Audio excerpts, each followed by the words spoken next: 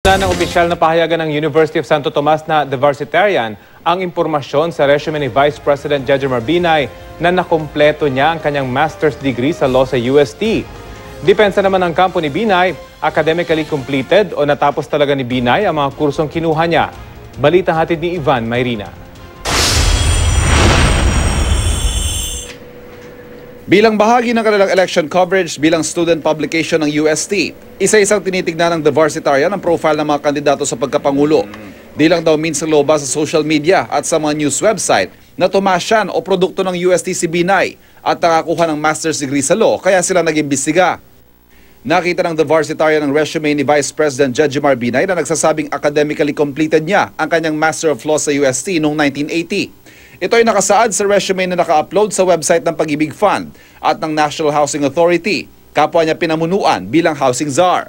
Pero nang kumpirmahin daw nila sa UST Office of the Registrar, sinabihan daw silang kumuha lamang si Binay ng mga law subjects pero hindi niya natapos ang pag-aaral at hindi siya nakakuha ng master's degree. It said na academically completed, which for me was a very vague statement po. Tapos ayun po, so parang pumunta po ako sa UST Registrar para malaman po if he really did enroll, if he took classes here, or if he graduated. Natapos naman po niya yung mga semesters.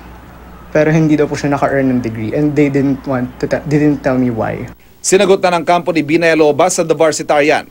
Sa isang pahayag na pinadala rin sa GMA News, sinabi ni Joey Salgado, tagapagsalita ni Binay, hindi naman daw nila sinabing nakakuha ito ng master's degree mula sa UST.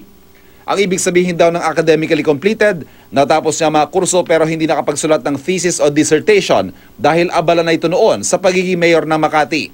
Base sa records ng registrar ng UST na nakuha ng The Varsitarian, kumuha ng mga masteral subjects si Binay ng taong 1976, 1977, 1979 at 1980. Hindi naman naglabas ang opisyal na pahayag ng UST kaugnay nito.